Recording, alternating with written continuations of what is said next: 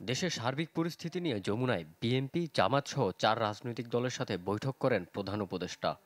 রাত ৯টায় শুরু হওয়া বৈঠক শেষ হয় ১১টায়।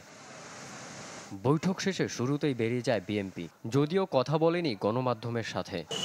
এরপর বেরিয়ে আসেন ইসলামী আন্দোলনের নেতারা, কথা বলেন বৈঠকের বিষয়বস্তু নিয়ে। সবাই আমরা ঐক্যবদ্ধভাবে বলেছি যে আমরা অবশ্যই সরকারের পাশে অতীতেও ছিলাম, এখনও আছি, সামনেও আমরা ইনশাল্লাহ এই সরকারের পাশে থাকব।